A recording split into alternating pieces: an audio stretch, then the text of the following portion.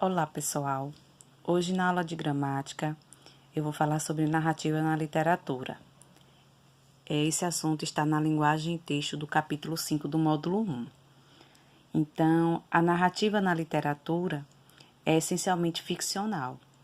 O que é que isso significa? Significa que essa narrativa foi construída para o prazer da leitura e fazer com que o leitor ele se envolva e se encante com o universo imaginário. E esse universo vai ampliar os horizontes, né, do leitor e vai transformar o leitor também. As narrativas ficcionais, os autores eles constroem os elementos conferindo uma ideia de verdade, mesmo sendo inventados. Então o leitor ele se engaja fazendo-se envolver com a história. Bem, a narrativa ela é constituída por alguns elementos. Lembrando que o gênero textual conto é um exemplo de um texto narrativo, tá? Quais são os elementos da narrativa? Podemos falar do narrador, que pode ser personagem, que é em primeira pessoa, onde ele narra e participa da história. O observador, em que ele somente narra, ele não participa da história.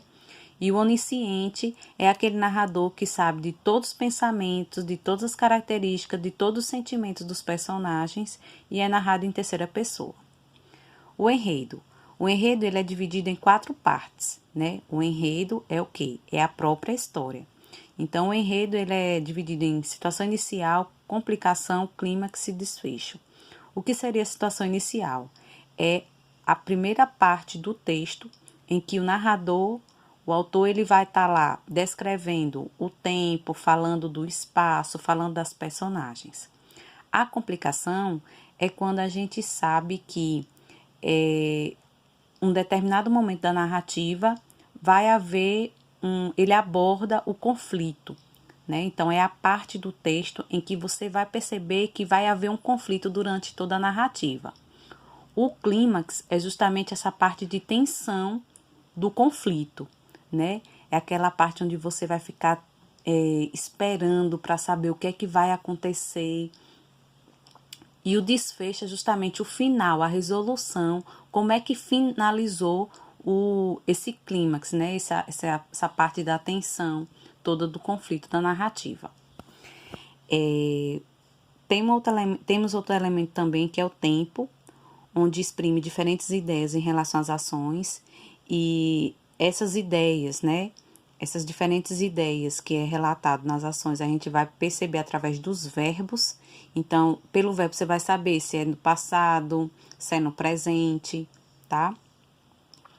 E além do verbo, a gente também pode determinar o tempo por algumas palavras e expressões que podem marcar, além do tempo, o espaço, que são os advérbios.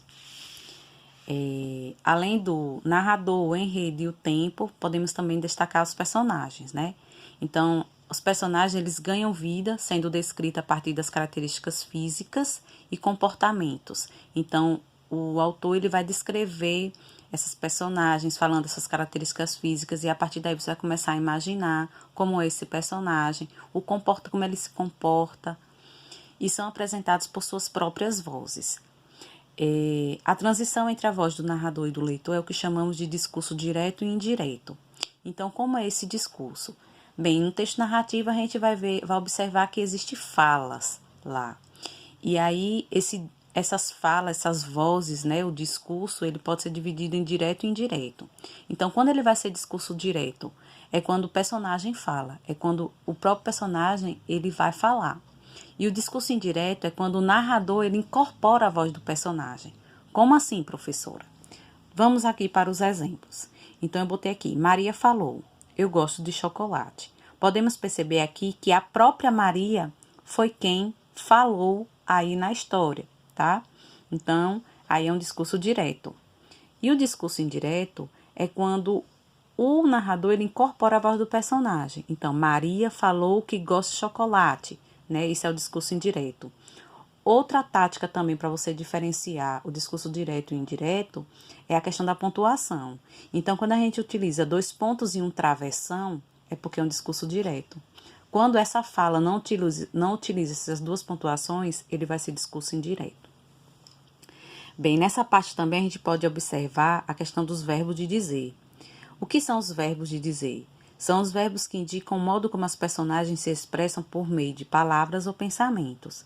Então, quando eu digo ali, Maria falou, então o verbo falou ali, ele é um verbo de dizer. Então, além do falou, podemos perceber disse, perguntou, reclamou, concordou, ok?